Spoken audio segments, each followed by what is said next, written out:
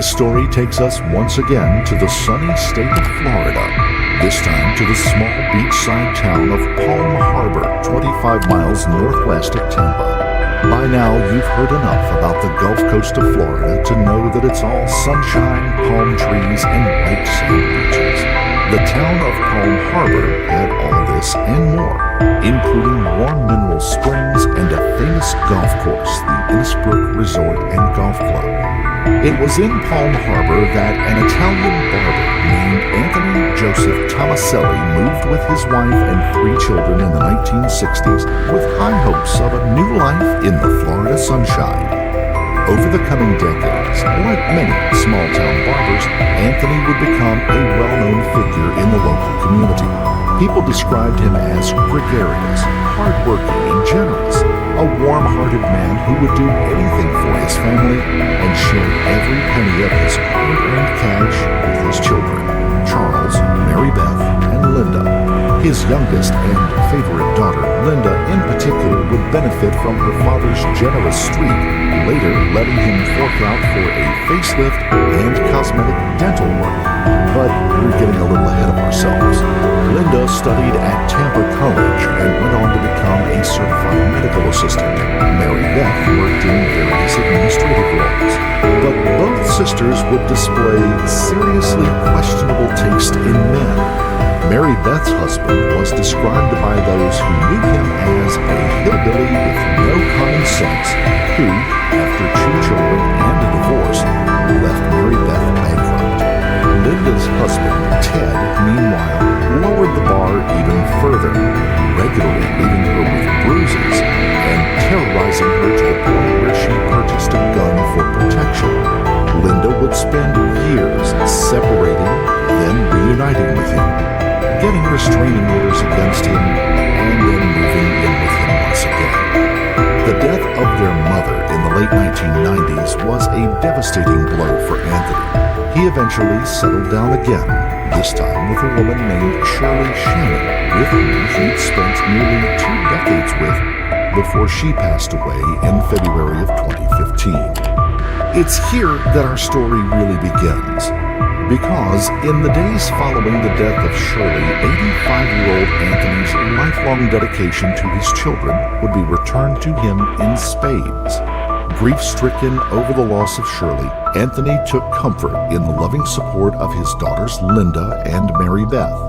Meanwhile, his granddaughter, 41-year-old Lauren Johnson, moved into the spare room of his whitewashed bungalow on Nattingham Close in Palm Harbor to help with the chores and to keep him company. But his daughters were worried. Without Shirley around, who was going to look after their ailing dad? He wasn't fit to live on his own, his health was poor, and he was refusing to move into an assisted living facility they'd found for him.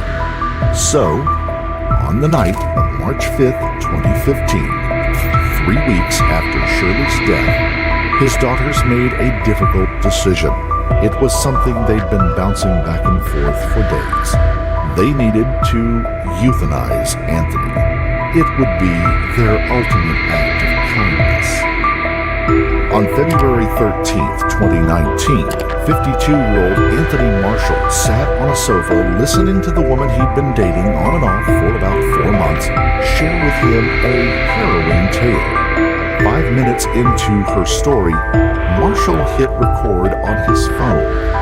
Here's Linda Roberts sharing her tale 4 years after her dad's death. Anyway, he went to sleep. Okay. We thought he was Dead? dead. And? He He wasn't. opened his eyes. He opened his And eyes. he looked at us. He looked at me. And I said, now what do we do? He asked you now what to do. I said, "We don't know." So then, I don't know. you put a pillow over his face.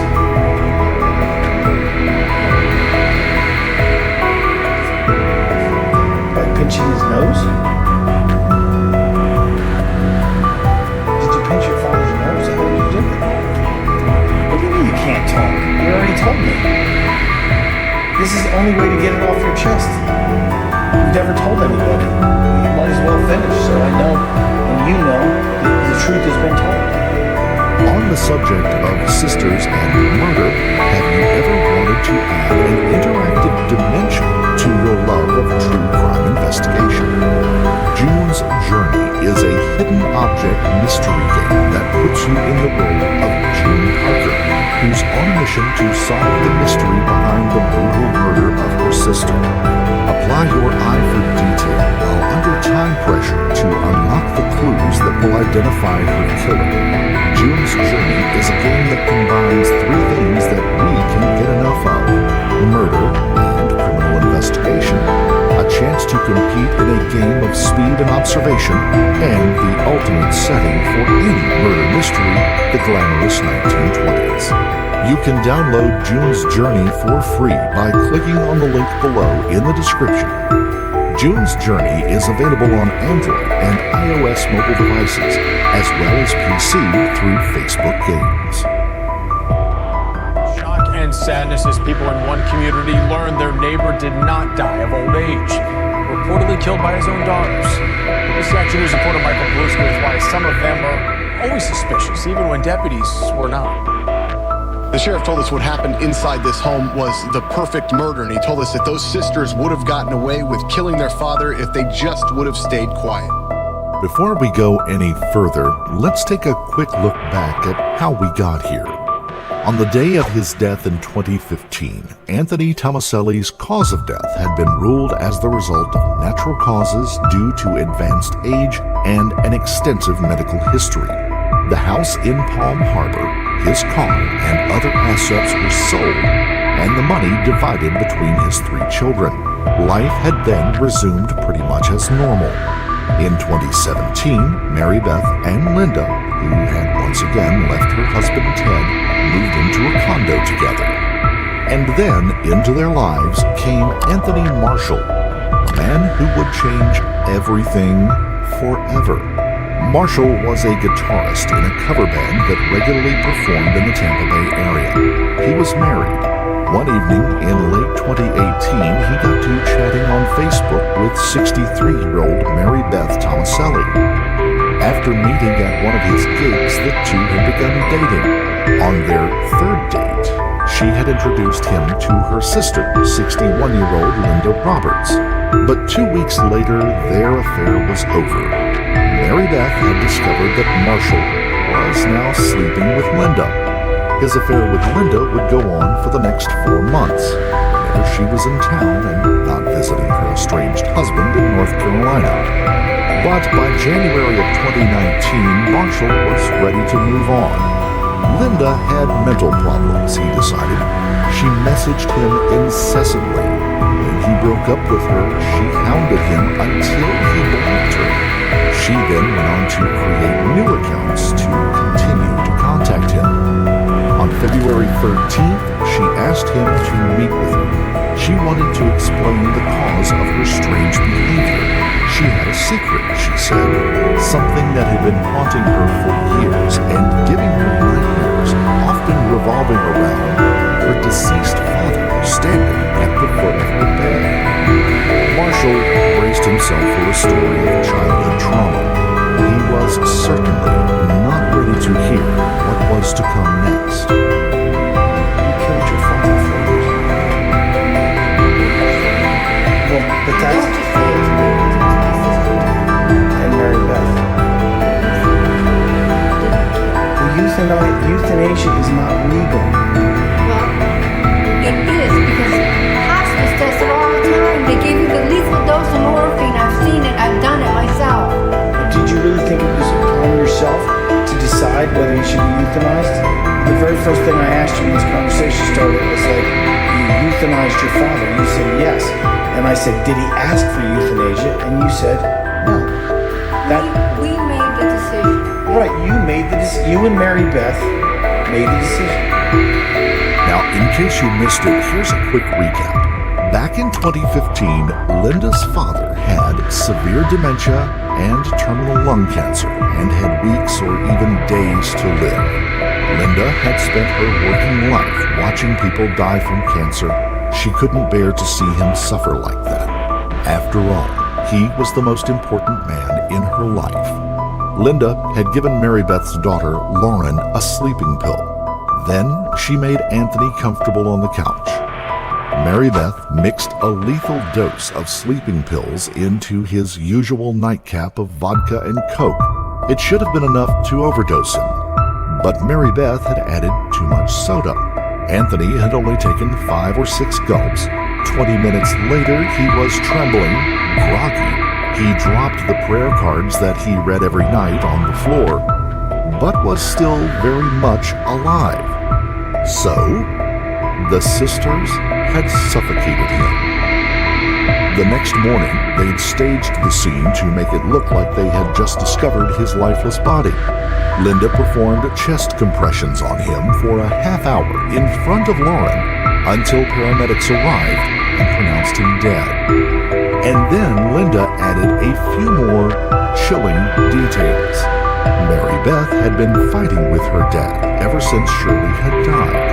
Unlike with Linda, Anthony had a contentious relationship with Mary Beth and had always taken his anger out on her. Meanwhile, she had a mean streak and a terrible temper of her own. Her desire to end Anthony's life had been in part driven by malice. You don't know my sister. My sister has a temper 10 times worse than I. But why did she have a temper? Why was this ending his life anything to do with the temper? She was mad at him? Yes, they had terrible arguments because he didn't want to go into the field. So she was mad at him when she murdered him. I'm just saying, I'm pissed off. I'm pissed off. I'm pissed off. That you murdered your own father. You said he was the greatest guy ever. You said Mary Beth was actually mad at him, so she was angry and she had a temper. She was happy to murder him for different reasons. So it could be said that she did it with malice. Like she was mad and she's like, let's just kill him. I'm sick of his ass. Let's euthanize him. But she was mad at him. You just admitted it. One quick aside, in the U.S., it is legal during palliative care to administer the necessary dose of narcotics to relieve pain, even if it hastens death. It's a gray area in the end-of-life care that's rarely examined. In this case, however, it's also irrelevant. Linda was not a practitioner. Her father was not in a palliative care unit, and narcotics is not a synonym for suffocation with cloth. The next day, Marshall headed into the Pinellas County Sheriff's Detective Office with his recording in hand. He was nervous, owing to his own long rap sheet of convictions. Police couldn't use Marshall's unauthorized recording as evidence, so they fitted him with a wire and sent him back to meet Linda that same afternoon while they listened in. Marshall turned up at Linda Roberts that evening for a second DIY interrogation, complete with his own commentary that she was headed straight to hell. Linda was happy to share every detail, and she threw in a few more, like that Mary Beth had been facing bankruptcy at the time. She needed cash urgently, and the sale of that house in Palm Harbor would drop $100,000 into each of their accounts. With this damning evidence in the hands of law enforcement, Mary Beth was now called into the police station. She sat down calmly, with the air of someone long resigned to facing the death penalty in the electric chair, and immediately confessed to the killing. You see, Mary Beth had already been given a heads up from Marshall about Linda's taped confession. She'd later tell Linda he'd tried to use it to blackmail her into having sex with him. Mary Beth had quite a different account of what happened that night. This one night, right, I came home and my sister, who's in the medical field, she's a certified medical assistant. Oh, she's an assistant? CMA. She said to me that she had been thinking about Dad and his situation and his lung cancer coming back with what we were going to deal with, his dementia, him not understanding, and what it was going to be like for him. And he was way we felt he was suffering, the way we felt he was suffering, she said she thought that perhaps we could put him out of his suffering. Was this a conversation you had in person or over the phone? No, together. We were together. We were laying in bed. So then, what did you say to that? Well, at that moment, after everything, the way things were at this time, I had hesitations. However, I understand I don't have the right to take someone's life. That's what you're asking. Okay. I know right from wrong. However, I felt I couldn't see my father at 88 going through this surgery. I didn't think he was going to make it through this surgery, this dementia. I couldn't handle watching my father suffer this way 24/7, the way he was going. And unless you lived with him and saw him, and I was with him from Friday night through Sunday morning when we went to work, I was with him. I honestly felt that I couldn't watch my father suffer this way. So I agreed with her. And what was the plan? Her plan was, my father took sleeping pills. He took Xanax as well, and blood pressure, and cholesterol. I don't remember exactly what medications my father took. And she said that if we were to do this, when my dad had a drink that evening, on that Thursday evening, that we would put, she thought, I think 15 of his sleeping pills, and I don't remember if they were capsules, honestly, or if they were tablets, put it in his drink, and he would make a big drink. What was that? What kind of alcohol would that be? Vodka and Coca-Cola. Okay. Okay, I believe. You would drink this every night? We would drink 2 or 3 every 2 or 3 a night. night, okay. And most nights he could hardly walk, and he was always falling Okay. in the bed. Falling, getting out, going into the bathroom. And she said he would put the sleeping pill in his drink when he asked for it about 9 or 10 o'clock. I can't remember about what time. But Linda's calculation had been off, and the pills hadn't worked. He was struggling and stumbling around. What happened next wasn't planned. With no emotion, she talks about how Anthony had struggled and fought for breath as they suffocated him. A few more strange details now emerged. On a normal evening, Anthony would have made his own drinks, she said, often having 3 or 4. He'd often stay up late watching baseball. Surprisingly lucid activities for a man supposedly in the throes of advanced dementia. Oh, and just a side thought, Linda was a pathological liar and evil with paranoid ideations that Mary Beth was secretly communicating with Marshall behind her back. Importantly, though, Mary Beth wasn't bankrupt at the time. She euthanized her father because she couldn't bear to watch him losing his mind to dementia, and he was going downhill fast. He had to be reminded to eat and was often up all night. It had reached the stage where he couldn't be left on his own, and she had been left with most of the responsibility for caring for him. But just mention the idea of moving into an assisted living facility would send him into an uncontrollable rage. Next, it was Linda's turn in the interview room. She hadn't been given a heads up by Marshall. When confronted with her own taped confession, she repeated the account she had given Marshall, implying Mary Beth was the instigator of the killing and had a financial incentive for doing so. Police concluded their interviews by arresting both men. Neither Linda nor Mary Beth would ever return home. By the next day, their faces would be splashed all over the local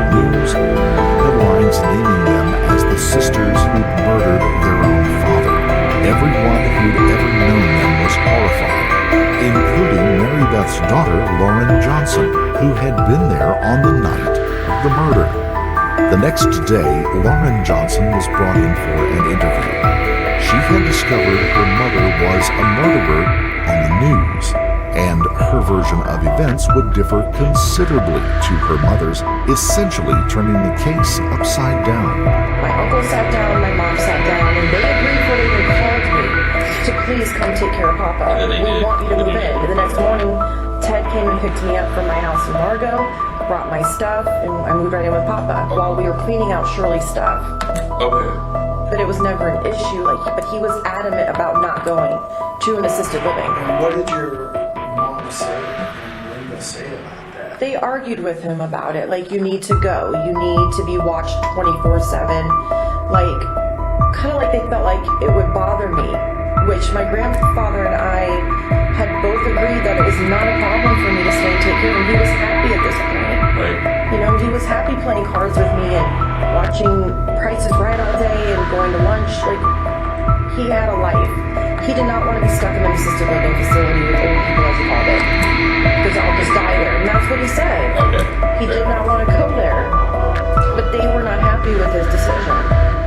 My aunt said, I believe it was the night before he passed, or, one night she came to visit, that he was not able to make his own decisions, and she felt like he was incompetent and things like that. I disagreed with her, big time. I disagreed. Sure. Well, I didn't argue because that's their dad, but I put my 2 cents in and said, he's 85. The doctors don't think he needs to not have a license, that he can drive. They don't think he needs his power of attorney to take over his finances. He doesn't. I don't feel he was incompetent at all.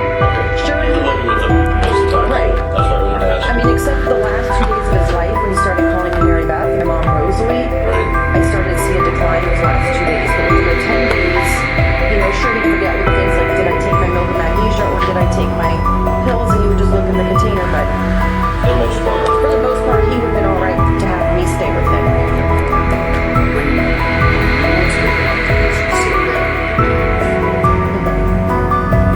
His primary. Yeah.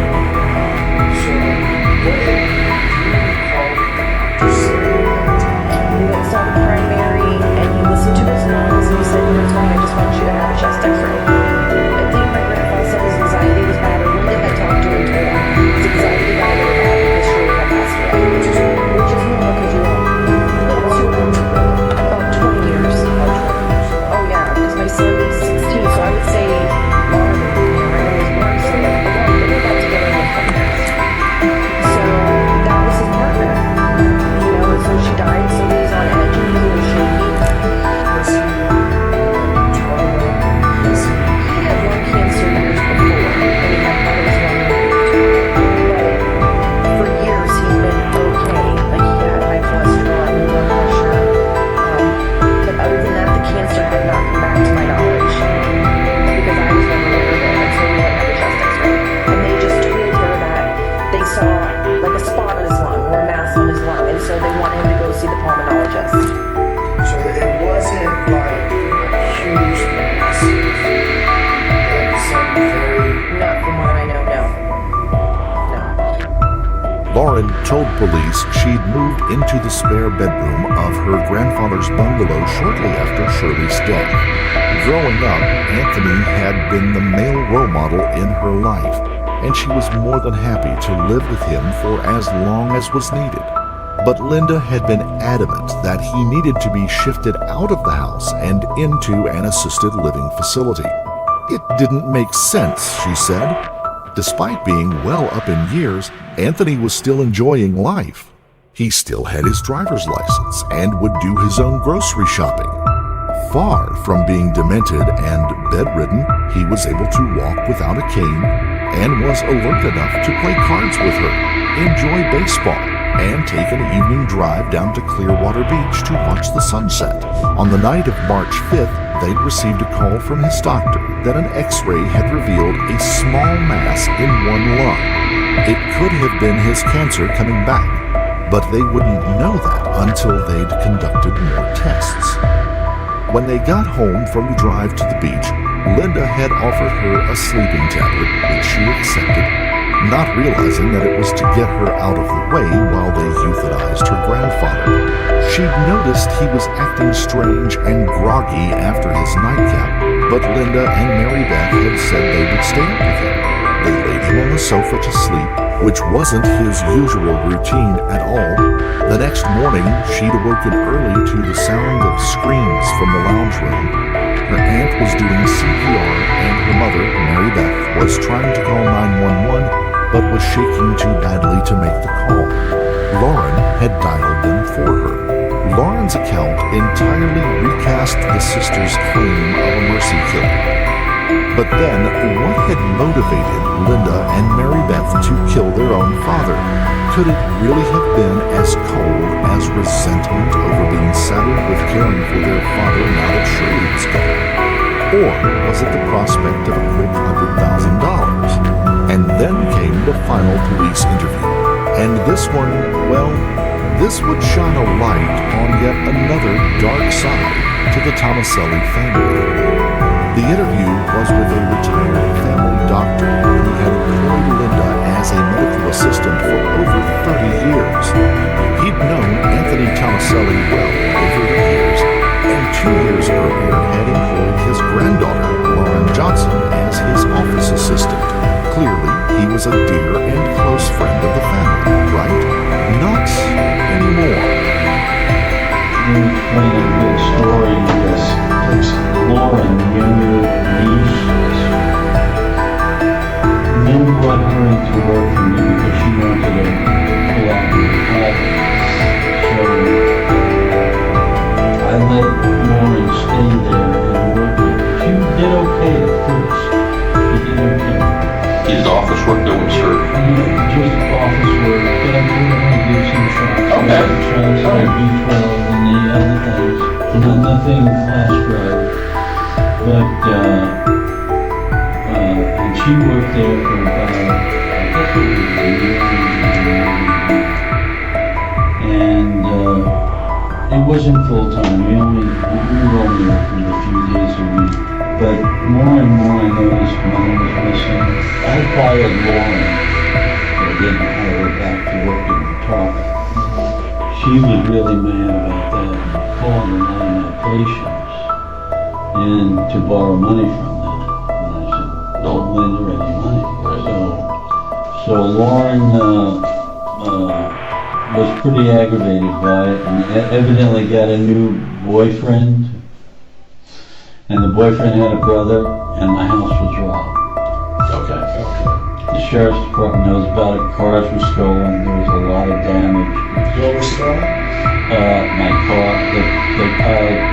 I had a gun collection. They piled some of the guns in the car. They took the car too?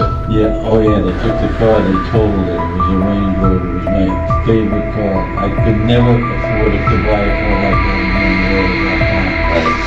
So that's awful. That was bad. I still haven't put in a claim yet for it. I've been sorry because my wife's leg had to be amputated the day after that. Right. So, yeah, so I just, it sort of put me in a funny mood. Of course it would. I just haven't put in a claim yet. Right. Now, how long ago was this? So that was my experience for Lauren. Lauren was a terrible experience. She kept even after that. But I spoke to my patients and they stopped. So, they thought she was just the greatest thing that ever lived. So, if we're to believe the doctor's account, Lauren, too, was truly a terrible person. She reciprocated his offer of work by stealing cash from his office and then his patients before passing details of his home address on to someone that would rob his home. Linda, too, it turned out, had coldly exploited and stolen from her employer through the latter years of her employment. What about Mary Beth? She was a good and honest woman, he said. A good and honest woman who had suffocated her own dad. Really? Somehow it seems the big-hearted Anthony Tomaselli had wound up spending his final days in a nest of vipers who he had lovingly raised himself. Lauren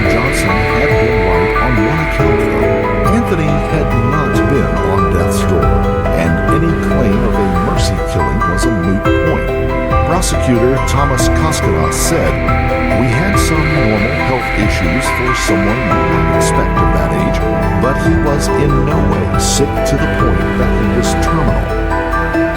Mary Beth Tomaselli and Linda Roberts were arrested on March 5, 2019. After reaching a plea deal that avoided trial, Linda was sentenced in March of this year, and Mary Beth the following month. Linda was sentenced to 20 years in prison. Mary Beth, after offering to testify against her sister, was sentenced to 15 years. Sisters charged with murdering their father and then trying to cover it up will not go to jail anytime soon. The judge denied that from both of them first-degree murder charges. News Channel 8's Jamel Lene joins us now live from the Pinellas County Courthouse where that hearing took place today. Jamel. Well, good evening. I can tell you that Linda Roberts and Mary Beth Tomaselli had very little to say in court this afternoon. Appearing in orange jumpsuits, They're charged with murder in the first degree. sisters Linda Roberts and Mary Beth Tomaselli went before Judge Nancy Lane this afternoon. Both are facing first-degree murder charges for the death of their father, Anthony Tomaselli. The murder was premeditated, according to Sheriff Bob Gualtieri. Their elaborate cover-up revealed after a man came forward to detectives, saying he had a recording of the confession from Roberts. Investigators say the sisters gave their father alcohol and an excessive amount of pills. When that didn't work, Linda tried to suffocate him by placing a pillow over his face, and when that didn't work, Linda took a rag and stuffed the rag down his throat. pinching his nose while holding his arms down until he stopped breathing. The sisters lived separately in Palm Harbor. No one was at either house today. Aaron Soto, who lives next to Roberts, was in disbelief.